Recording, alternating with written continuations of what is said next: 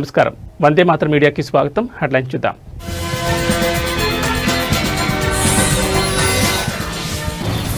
Formula ఈ race కేసులో ACB దూకుడు. 9 నెలల విచారణ తర్వాత ఏసీబీ కీలక నివేదిక ప్రభుత్వానికి సమర్పణ.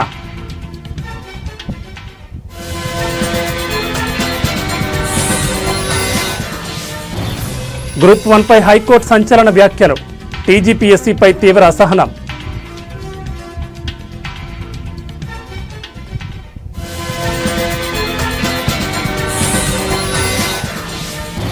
ప్రభుత్వ కార్యాలయాల్లో పవన్ ఫోటో ఏర్పాటుపై ఏపీ హైకోర్టులో పిటిషన్ కొట్టివేస్తూ హైకోర్టు ధర్మాసనం తీర్పు.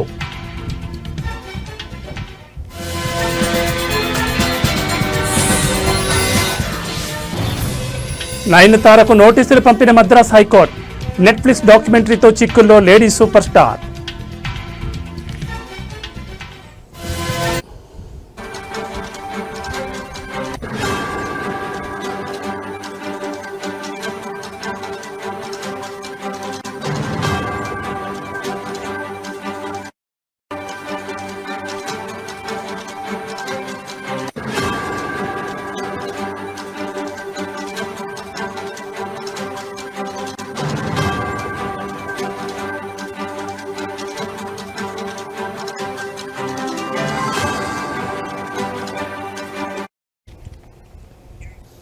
బులెటిన్లో బ్రేకింగ్ న్యూస్ చూస్తున్నాం. ఫార్ములా ఈ కార్ రేసుకు సంబంధించిన కేసులో తెలంగాణ ఏసీబీ దర్యాప్తు వేగవంతం చేసింది.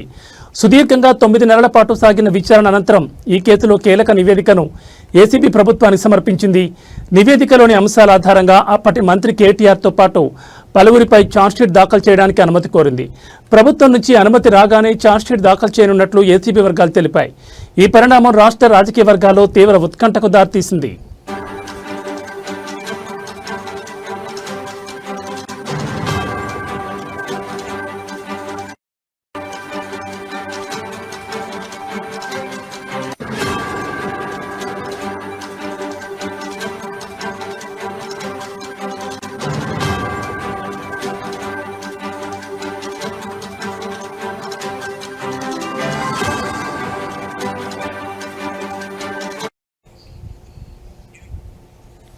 ఈ కేసులో ఏసీబీ అప్పటి ఐటీ పురపాలక శాఖ మంత్రి కేటీఆర్ను ఇప్పటికే 4 సార్లు విచారించింది. అలాగే ఐఏఎస్ అధికారి అరవింద్ కుమార్ను 5 సార్లు విచారించి వారి స్టేట్మెంట్లను రికార్డ్ చేసింది. వీరితో పాటు జీఎల్ఎన్ రెడ్డి, కిరణ్ రావు, ఫార్ములా ఈ ఆర్గనైజర్లను కూడా విచారించినట్లు ఏసీబీ నివేదికలో పేర్కొంది. ఏసీబీ విచారణలో ఫార్ములా ఈ రేస్ నిర్వహణలో ఫిట్ ప్రో కో ఎవరో ఒకరు ఏదో ఇస్తే దానికి ప్రతిఫలంగా మరొకరు వారికి ఏదో ఇవ్వడం జరిగిందని నిర్ధారించినట్లు సమాచారం. ఈ రేసుకు స్పాన్సర్గా ఉన్న కంపెనీ అప్పటి అధికార పార్టీకి 44 కోట్ల విలువైన ఎలక్టోరల్ బాండ్లను చెల్లించినట్లు ఏసీబీ గుర్తించింది.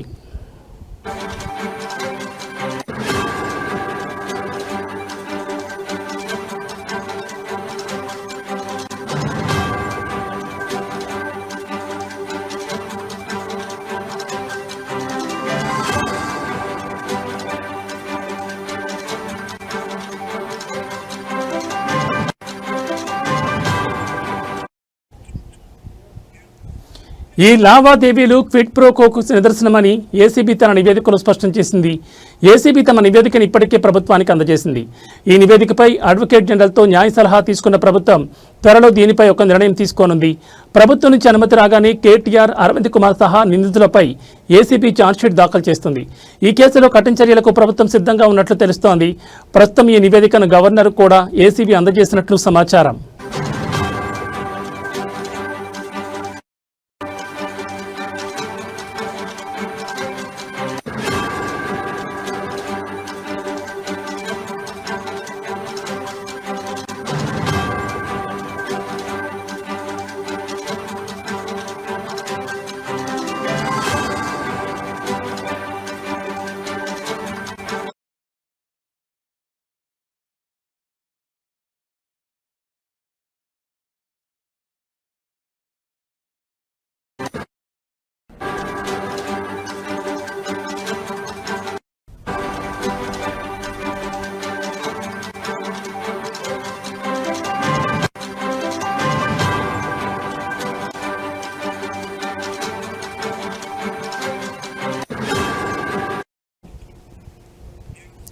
బులెటిన్లో మరో బ్రేకింగ్ న్యూస్ చూస్తున్నాం. హైకోర్టు తాజాగా ఇచ్చిన 222 పేజీల తీర్పు తెలంగాణ రాష్ట్ర పబ్లిక్ సర్వీస్ కమిషన్ పనితీరుపై తీవ్ర ఆక్షేపణ చేసింది. గ్రూప్ 1 మెయిన్స్ పరీక్షల నిర్వహణలో పారదర్శకత లోపించిందని కోర్టు స్పష్టం చేసింది. ఇప్పటికే 2 సార్లు గ్రూప్ 1 పరీక్షలు రద్దయిన టీజీపీఎస్సీ తన పనితీరులో మార్పు తీసుకురాలేదని హైకోర్టు అసంతృప్తిని వ్యక్తం చేసింది. గత అనుభవాలను పరిగణలోకి తీసుకుని జాగ్రత్తగా వ్యవహరించాల్సి ఉండగా మళ్లీ నిర్లక్ష్యంతో ముందుకు సాగిందని కోర్టు విమర్శించింది.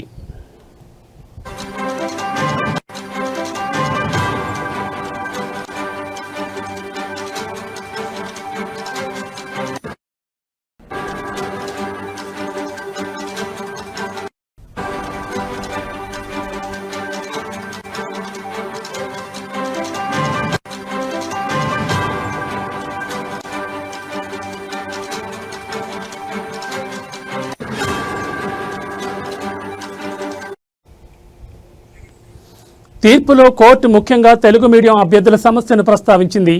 ఇంగ్లీష్ మీడియం అభ్యర్థులలో 89.9% మంది సెలెక్ట్ అవ్వగా తెలుగు మీడియం అభ్యర్థులలో కేవలం 9.95% మాత్రమే ఎంపిక కావడం తీవ్రమైన అనుమానతను పేర్కొంది. తెలుగు మీడియం విద్యార్థులు బాగా రాయలేదనే నమ్మకం లేకపోతే రీవాల్యుయేషన్ ఎందుకు అడుగుతున్నారో అని కోర్టు ప్రశ్నించింది.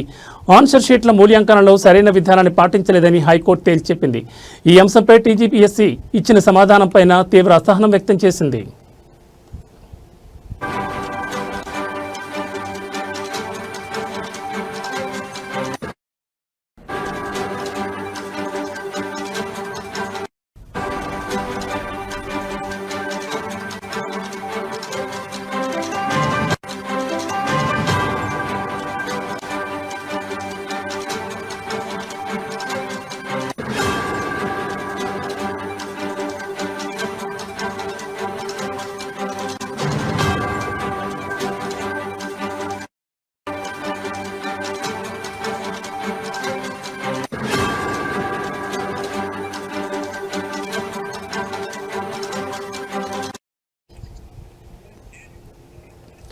ఆంధ్రప్రదేశ్ పబ్లిక్ సర్వీస్ కమిషన్లో గ్రూప్ 1 నియామకం 3 దశల్లో జరుగుతుంది. ప్రిలిమ్స్, మెయిన్స్, ఇంటర్వ్యూ కానీ తెలంగాణలో మాత్రం కేవలం ప్రిలిమ్స్, మెయిన్స్ మాత్రమే ఉన్నాయని కోర్టు వ్యాఖ్యానించింది. అలాగే 2 సెంటర్లలో పరీక్ష రాసిన 71 మంది మహిళా అభ్యర్థులు ఎంపిక కావడం ఎలా సాధ్యమైందని కోర్టు ప్రశ్నించింది. ఈ అంశంలో కూడా టీజీపీఎస్సీ నిర్లక్ష్యం స్పష్టమైందని పేర్కొంది. రోజుకు 12 గంటలు కోచింగ్ సెంటర్లలో శ్రమిస్తున్న యువతను టీజీపీఎస్సీ నిర్లక్ష్యం తీవ్రంగా నష్టపరిచిందని హైకోర్టు వ్యాఖ్యానించింది. నిరుద్యోగుల భవిష్యత్ ప్రమాదంలో పడేలా పరీక్షలు నిర్వహించకూడదని కోర్టు స్పష్టం చేసింది.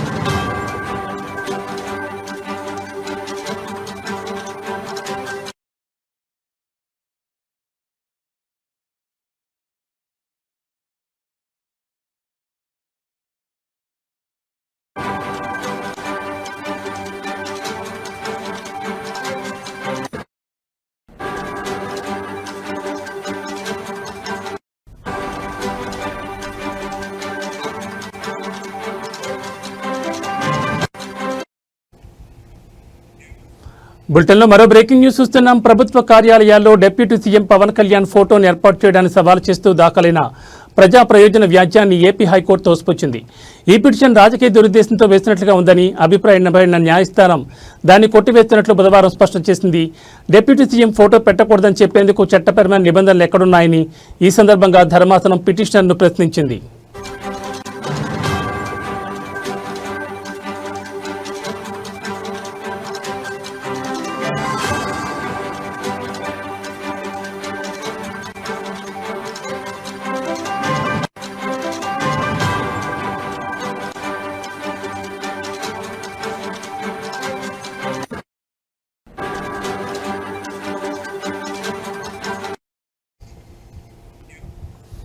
ప్రధాన న్యాయమూర్తి జస్టిస్ ధీరజ్ సింగ్ ఠాకూర్, జస్టిస్ చీమలపాటి రవితో కూడిన ధర్మాసనం ఈ వ్యాజ్యంపై విచారణ చేపట్టింది.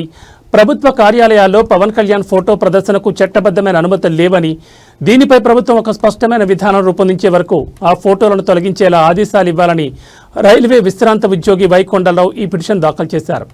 ఇందులో సాధారణ పరిపాలనా శాఖ ముఖ్య కార్యదర్శితో పాటు పవన్ కళ్యాణ్ కూడా వ్యక్తిగత హోదాలో ప్రతివాదిగా చేర్చారు.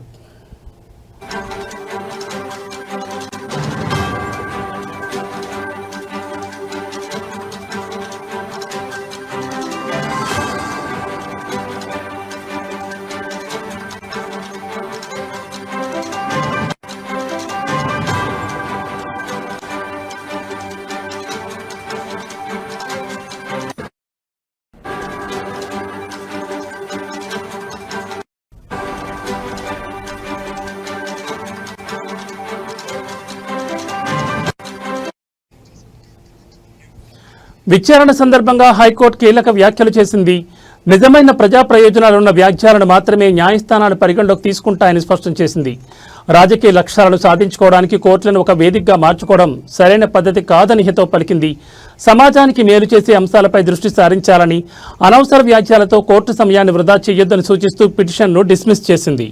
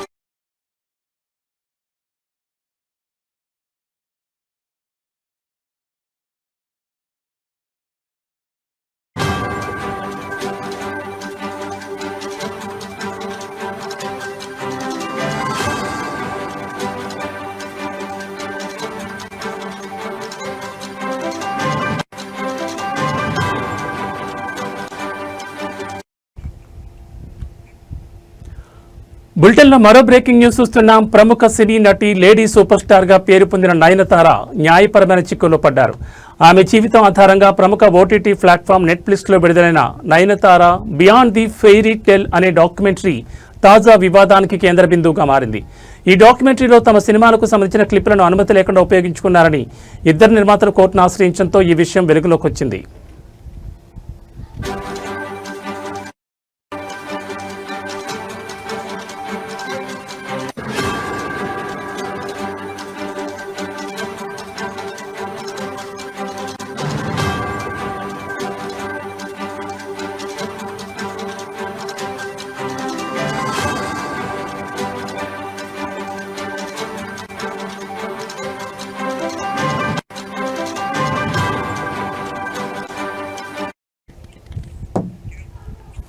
ఈ డాక్యుమెంటరీలో చంద్రముఖి సినిమాకు సంబంధించిన కొన్ని క్లిప్లను నాన్ రౌడీ ధాన్ చిత్రానికి చెందిన తెర వెనుక ఫుటేజీని తమ అనుమతి లేకుండా ఉపయోగించుకున్నారని ఆయా చిత్రాల నిర్మాతలు ఆరోపిస్తున్నారు. ఇది కాపీరైట్ నిబంధనలను ఉల్లంఘించమేనని వారు పేర్కొన్నారు.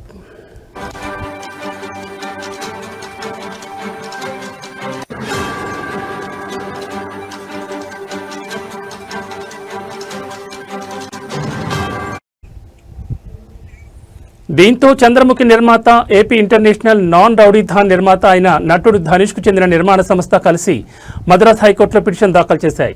బుధవారం ఈ పిటిషన్పై విచారణ జరిపిన న్యాయస్థానం నయనతారతో పాటు ఓటీటీ సంస్థ నెట్ఫ్లిక్స్ కూడా నోటీసులు జారీ చేసింది. ఈ వివాదంపై అక్టోబర్ 6వ తేదీలోగా తమ వివరణ సమర్పించాలని ఆదేశించింది.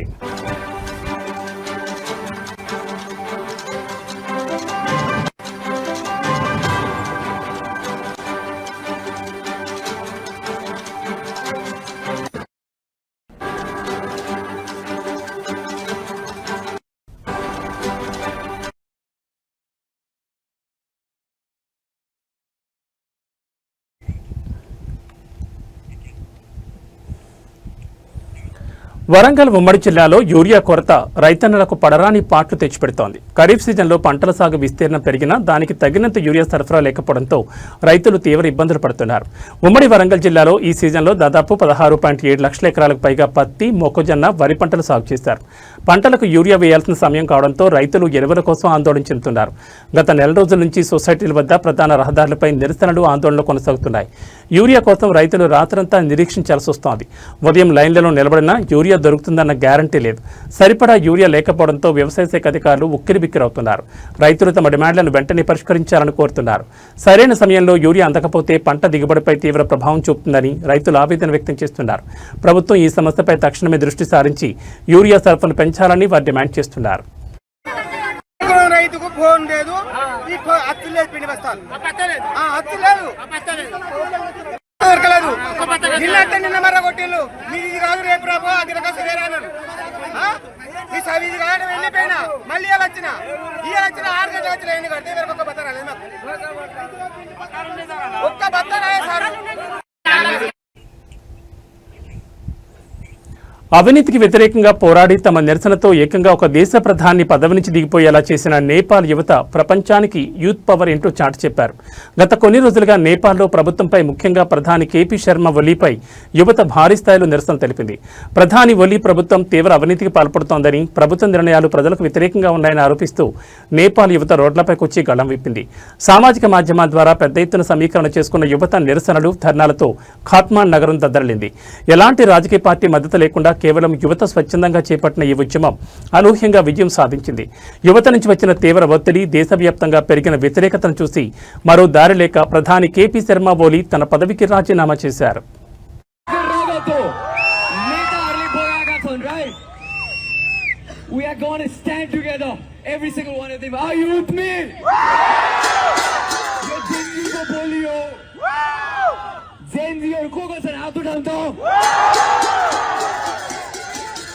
Once more, Gen Zs!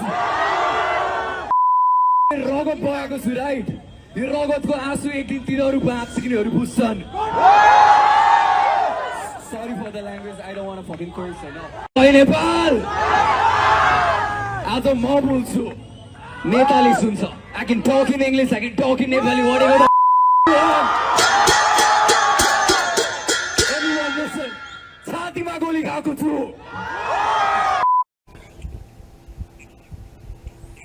మన్యం జిల్లాలోని కస్తూరు గ్రామంలో సరైన రహదారి సౌకర్యం లేకపోవడంతో గిరిజనులకు డోలిమోతల కష్టాలు తప్పడం లేదు. తాజాగా తీవ్ర అనారోగ్యంతో బాధపడుతున్న ఒక వ్యక్తిని ఆసుపత్రికి తరలించేందుకు గ్రామస్తులు డోలి మోయాల్సి వచ్చింది. కస్తూరు గ్రామానికి చెందిన సురేష్ అనే వ్యక్తికి ఉన్నట్టుండి తీవ్ర అనారోగ్యం పాలయ్యాడు. తక్షణమే ఆసుపత్రికి తరలించాల్సిన పరిస్థితి ఏర్పడింది. అయితే గ్రామానికి రోడ్డు మార్గం లేకపోవడంతో అంబులెన్స్ చేరుకోలేకపోయింది. దీంతో గ్రామస్తులు సురేష్ను ఒక డోలిలో పడుకోబెట్టి సుమారు 2 కిలోమీటర్ల మేర కొండ మార్గంలో కిందకు మోసుకొచ్చారు. కొండ కిందకు చేరుకున్న తర్వాత అక్కడి నుంచి ఆటోలో అతన్ని కురుపాం ఆసుపత్రికి తరలించారు. ఈ సంఘటన మరోసారి మారుమూల గిరిజన గ్రామాల్లో నెలకొన్న కనీస వసతులు లేమిని ఎత్తి చూపుతోంది.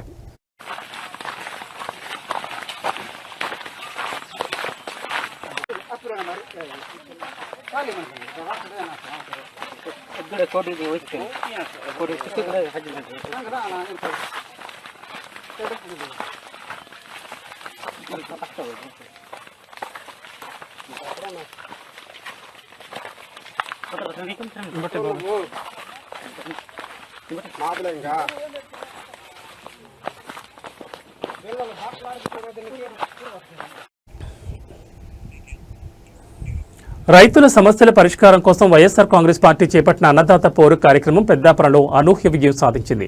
పెద్దాపురం నియోజకవర్గ ఇన్ఛార్జ్ దౌలూరు దర్బాబ్ ఆధ్వర్యంలో జరిగిన భారీ నిరసన కార్యక్రమం కూటమి నాయకుల్లో గుబురు పుట్టించిందని రాజకీయ వర్గాల్లో చర్చ జరుగుతోంది. పెద్దాపురంలోని ఆర్డీఓ కార్యాలయం వరకు వైఎస్ఆర్సీపీ శ్రేణులు, రైతులు భారీ ఊరేగింపుగా వెళ్లారు. ఈ కార్యక్రమంలో జిల్లా వైఎస్ఆర్సీపీ అధ్యక్షుడు దాడిశెట్టి రాజా, జగ్గంపేట, ప్రతిపాడు నియోజకవర్గాల నాయకులు, పార్టీ కార్యకర్తలు పెద్ద సంఖ్యలో పాల్గొన్నారు. నిరసనకారుల సంఖ్య చూసి అందరూ ఆశ్చర్యపోయారు. ప్రభుత్వం రైతులను పట్టించుకోవడం లేదని, వారి సమస్యను పరిష్కరించడంలో పూర్తిగా విఫలమైందని నాయకులు ఆరోపించారు.